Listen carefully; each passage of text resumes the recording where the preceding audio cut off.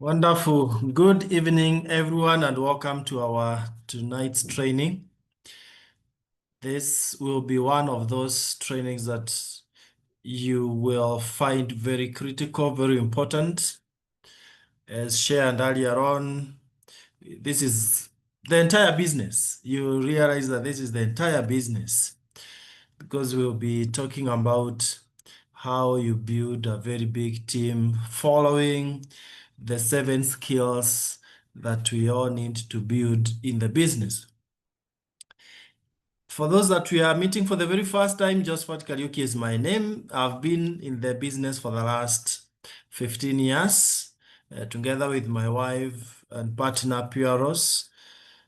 And we feel like we've just started the journey. You know, the excitement, the future looking very bright. We feel like we are brand new, ready to cruise. Yet we've already done it for 15 years. I cannot even start imagining how the next 15 years will look like. And so if you are a new member, you've done yourself a great favor to start this great opportunity. And so this training tonight is geared towards helping us to learn the most important aspects of our business. And as I earlier said, we have 7 skills. By the way, you may not need anything else beyond this, beyond this, these 7 skills. In the coming days, we'll be diving into each one of these one at a time and going deep to master each one of them. For now, I'll just guide us on how, from a general point of view, you can be able to learn these skills and you run with them. And your business will never be the same again. That's why we are saying there are the 7 skills in becoming a guru in your business. So we'll be talking about the first skill, finding prospects. The second one, in inviting prospects. The third, presenting to the prospects. Following up your prospects, closing the prospects. Number 6, starting the distributor right. Now the prospect has become a distributor, so you start them right. And then promoting events. Those, ladies and gentlemen, are the 7 key skills that we must learn. Of course, there are a few other things that will be pillars in your business, like leadership, which have to do with the personal development, the person you are, the person you become. It's not just about what you do, it's also about the person you become. But all said and done, you know, some of these things, like personal development, they come as you do the business. Others you learn in the business, you learn in the game. So let's quickly look at each one of these in a way that even a brand new distributor can be able to understand. I'll keep it very simple. So skill number 1, finding prospects. Here we are saying that you can follow a systematic way of getting prospects. Prospects are people that you want to bring later into the business. They could be your friends, they could be total strangers, but as long as they have not joined the business, then they remain prospective members, meaning they've not yet joined, but they can join. So how do you move from they can to they have? So follow the following steps for finding prospects. The first thing you do when you start the business, and even when you are whatever the number of years in the business, is to make sure that you have a comprehensive name list, a list of people that you want to bring on board, to invite. And we say here, don't prejudge. Please don't prejudge. Even if they are how old, as long as they are alive, even if you hate them, put them in that list. The only thing is, make sure they are 18 years and above. They are legally allowed to be in business. Then number 2 is you use what we call 6 degrees of separation concept. This is where we say that you are only 6 people away from knowing everybody in the world. Have you heard of that before? So the concept here is I know Mr. X.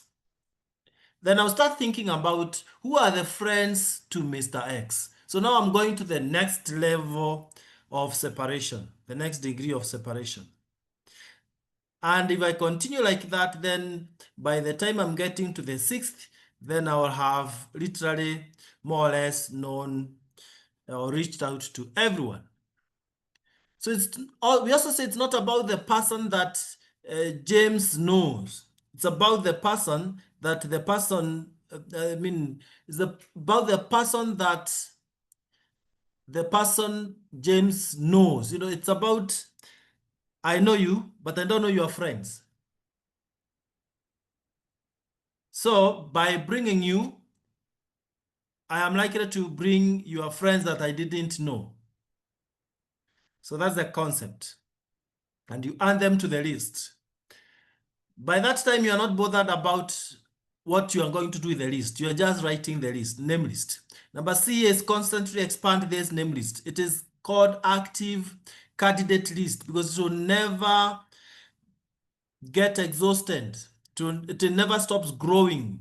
You keep on adding. I can assure you, if you are doing it the right way, every single day you'll get new people to add to that list, whether physically meeting people or virtually. Number 4, you network on purpose. This is where you go out there to events with a purpose, not just to eat, not just to dance, but to meet people, new people. And so as you interact with the new people, you make that deliberate connection with each one of them, exchange contacts, leave the venue as friends, not as strangers the way you are. So those are the 4 things you do when you are finding prospects. Later on, we'll go into the deeper details of if it's warm market, how do you talk to them? If it is cold market, how do you talk to them? But let's go to number 2, inviting the prospects. This is the most critical one because this is where many people mess up. Instead of inviting prospects, they chase them away. And they wonder, how comes none of my prospects is coming to the meetings? I prospect a lot. I make so many friends, but they don't come to the meetings. It's because perhaps you don't invite them the right way. Remember, we are fishermen, not hunters. So the rules here are simple. A, emotionally detach yourself from the outcome. Don't feel hurt because of how people behave when you invite them. So focus on educating them, sharing the information, giving them that understanding of either the product or the opportunity. But whether they take it or not, you've done your part. So you shouldn't be disappointed because you were not focusing on them joining. You are focusing on educating them. And on this, we say, just be yourself. Don't try to be someone else when you're inviting people. You might want to talk the way so and so talks. No, be yourself. If you behave differently from how your friends know you, they will be afraid. They will be hesitant. They will feel like there is a problem somewhere. In fact, they will doubt whether it is you. So be yourself, but then be your best self. Then be passionate and enthusiastic. Whether you are talking to people physically or on a phone call, be enthusiastic. Did you know if you are talking to someone over the phone and you are smiling, you are very happy, they are able to tell and catch that positive emotion, which is the passion and the energy. That energy will, you see, the way I've talked when I'm smiling, Pascal Oyo is also smiling. That is how it works. By the way, even if he wasn't seeing me smile, the way I talked with some excitement, it penetrates to the other end. Right? So be very enthusiastic and passionate. Because people want to follow people who look like they are going somewhere, and this somewhere should not be bar you. I mean, if you look like you are mourning, then people will not want to follow you. So look like you are alive. Then number D, have a strong posture, especially in a physical encounter with the prospects. Have a strong posture. Be bold, courageous, and confident. How you talk, how you stand, how you shake their hand, be of strong posture. Have that strong posture. That makes people to feel like you are so confident you know what you are doing and you are a leader. Very important. So when you are inviting the prospects, even before they listen to what you are saying, they look at how you look. They will say the people look on at the outlook first. Now, the third skill, this is simple, but for you to master it, you have to be very intentional, and that is presenting to the prospect. You've found the prospects, you have invited the prospects, whether to a one-on-one meeting or a group meeting like we do in many events. Now, when it comes to presenting to this prospect, there are important points here to note. Number one, your personal story. I can tell you, even if you're only 1 day old, you can share a very touching personal story that will make people to want to join the business. So even when you're prospecting, your personal story is very important. In your personal story, you're just telling this person where you were before the opportunity. And obviously, all of us, there is what we were doing before this opportunity. And then you tell them what you didn't like about what you were doing. However good a job is, I can assure you it has limits. So that is what you pick, those limits. And then how did the business come in as a solution to you? How did you feel that, how did you come to that point of taking this opportunity and you felt like this is the solution I've been looking for? I'll give an example. And then finally, what are the results you've gotten and how do you see your future? Why I've put there stroke future is because if you have not achieved any results now, then you talk about the future, how you see yourself achieving XYZ. Let me give you an example. Before this opportunity, I was a full-time lecturer in the university. A number of you know that. And good job. Now, I've mentioned with my background what I was doing. Then what didn't I like about that good job? Many things, but I will mention only one or two. One, my income was getting finished before the month was over. I hated that because I felt and realized I was lagging behind bills.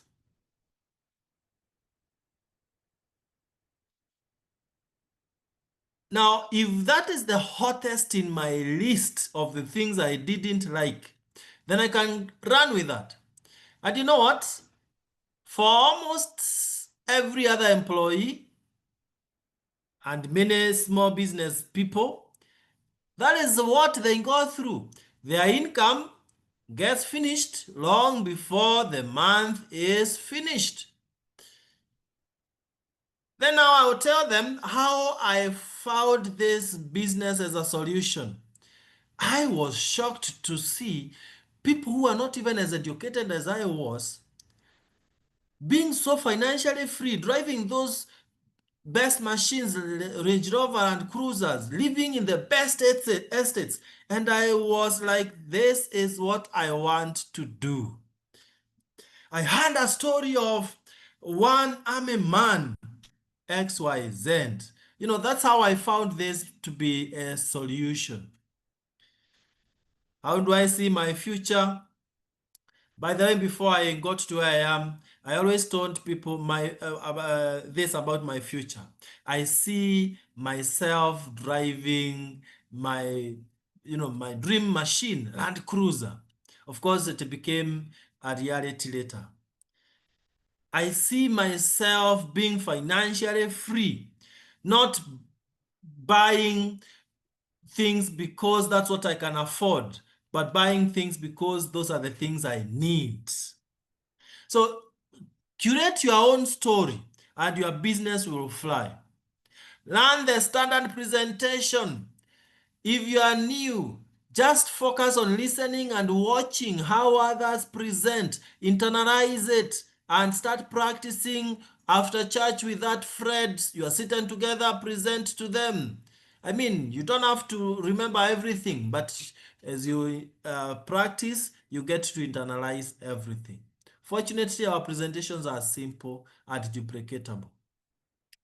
All said and done, remember preparation is key. Whether you are going to do one-on-one, where you're meeting a friend over a cup of coffee and you are sharing the opportunity with them, or it is in a group presentation where you are the presenter, preparation is key. Let me tell you, even if you've done presentations many times and you're not prepared, even say psychologically, you might mess up. So preparation is key.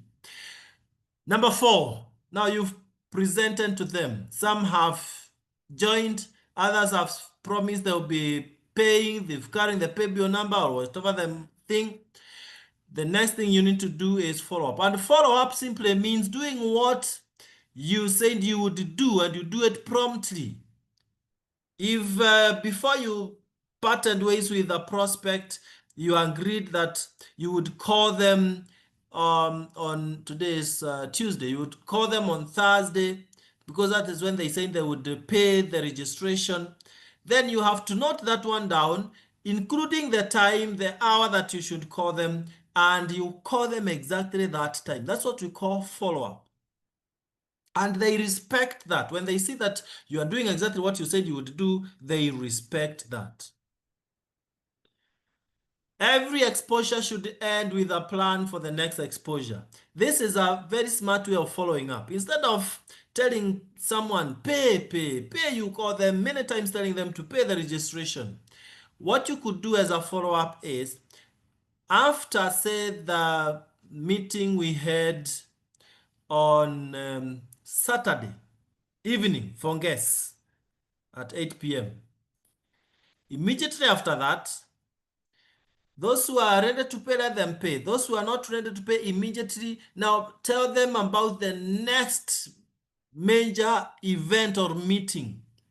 So when they attend that major meeting, they'll listen to maybe a different story from a different speaker, and that is what might make them to join. If they don't join, invite them for the next one, but you are doing it immediately after the current one.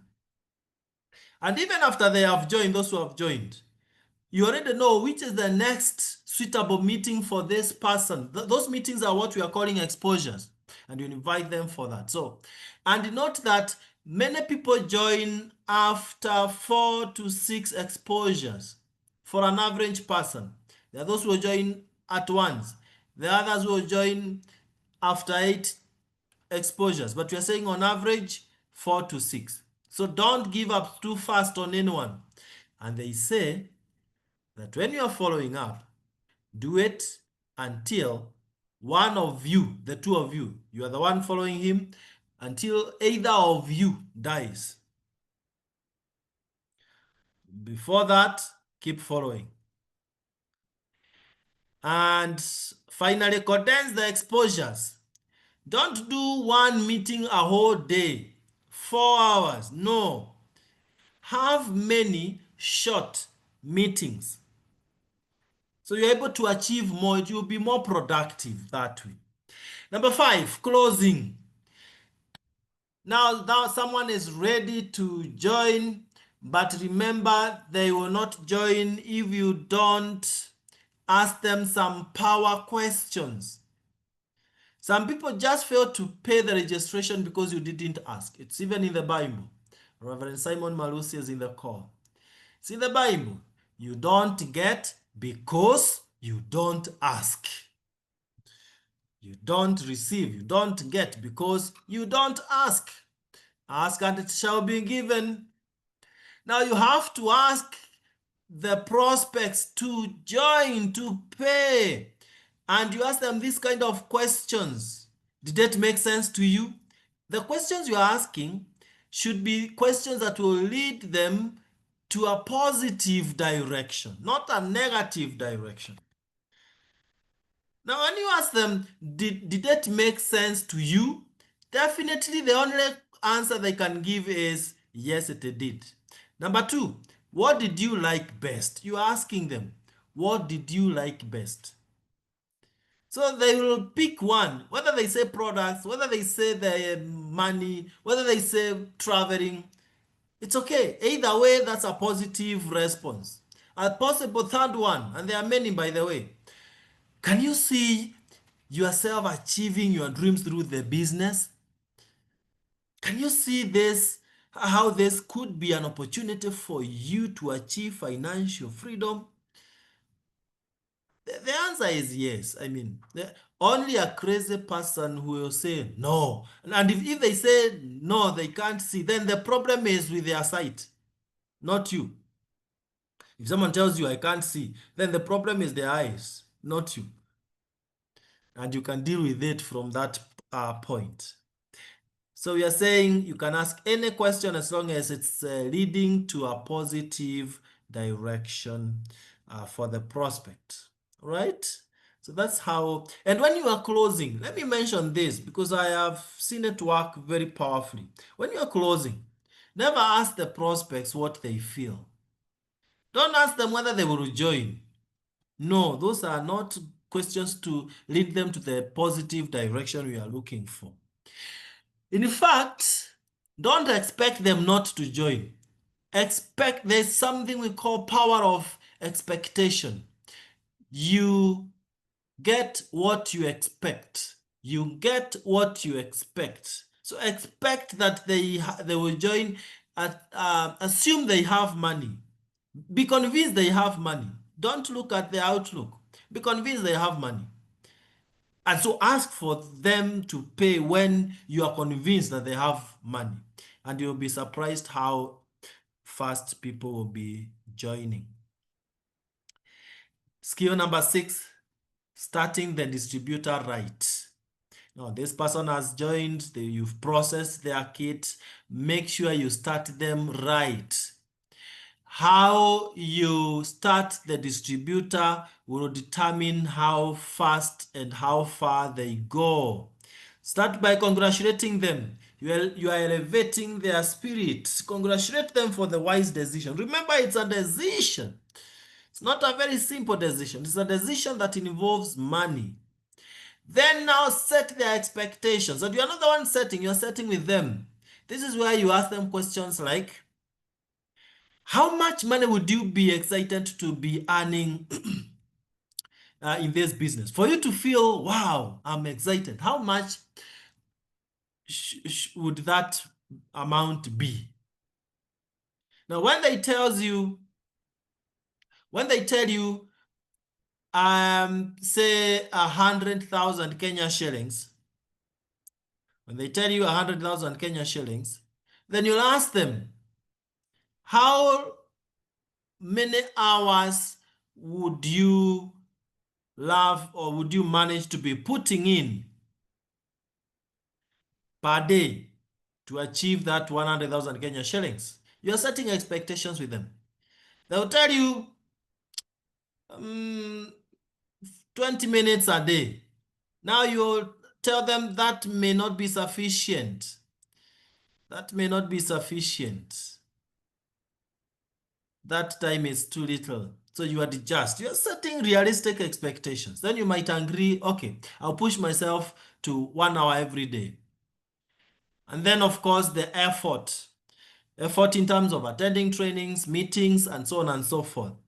So once you've agreed on that, then now they are set. They know what they must do, the work that is ahead of them for them to achieve the income they had mentioned.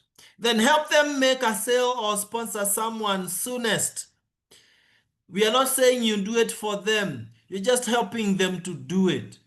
Like for instance, guiding them on how to talk to a customer. And of course, you may have to talk to their customers on their behalf, their prospects on their behalf. And this is how it works. If I am working with James to help him to sponsor Daniel, James will call Daniel. Hi, Daniel. I'm so excited. There's an opportunity that I've been shown here by my mentor, and I would love that you also hear about it. Do you have a minute? Yes. Would you say hi to my mentor here? Then I pick the phone. Hi, Daniel. I'm so excited to talk to you, and I believe that together we can work out this business and you achieve total financial freedom. I have been in the business for 15 years. Initially, I was teaching in the university, and few years down the line, I had even fired my boss, blah, blah, blah, blah. So you'll agree with James when you would come to the office, and then we'll share more, right? Welcome and congratulations as you join us. So I've helped James to elevate that desire for Daniel to join,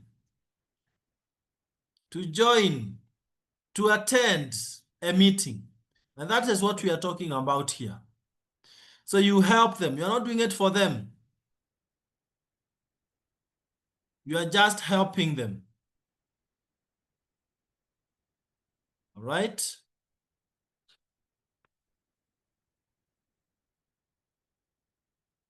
So that is what we are saying there. Help them to make a sale or to sponsor somebody. Then discuss meetings, schedule, guide them on the meetings they can be logging into so that they can grow, whether for guests or for their own trainings, and then draw a game plan and targets with them, goals, all these things. And that is the work you do in what we call business lounge. The last one, number 7, is promoting events. And we say that the greatest leaders are born in events. Events are the big meetings that we put up like once in a year, like our next major event. And this is very, very important for those who are new. Please take note of this, that our next big event will be here in Nairobi. We'll be giving you the pay bill details. I think I will reshare tonight because we have quite a number of people have already registered, 1,800 shillings. It's a whole day event where we recognize your effort, everything you've done. There are crazy incentives for those who have done very well, and so on and so forth. So basically, when we talk of promoting events, we are saying the people you have brought into the business, let them know which are the next big events. They prepare early enough. Because the worst thing you can ever do as a business builder is to miss an event that you qualify for. That, to me, I interpret that as not being serious. Because if the greatest leaders are born in events and you want to be that great leader, how do you dare miss? And you'll find people flying from different countries to come to attend this event. And then you are within the country and you miss. That can never happen. So basically, ladies and gentlemen, those are the events, or rather the 7 skills that you can and you must develop for you to build a very big business and become a guru in the business. So those people who have done very, very well, that is exactly what they do. Remember, you start as an amateur. You are not so good, but as you continue practicing, you become better and better. So go for it, ladies and gentlemen, and I can assure you, every single person in this call is just about to become a guru, and you build your business from distributor, manager, senior manager, all the way to president. And if you cannot stop yourself, then no one can. All right. Wow, that is the far I wanted us to go, and then we can wind up the training by doing the recognition, the weekly recognition that we usually do. And I will continue from there. Allow me to stop sharing first so that I can pick the right thing.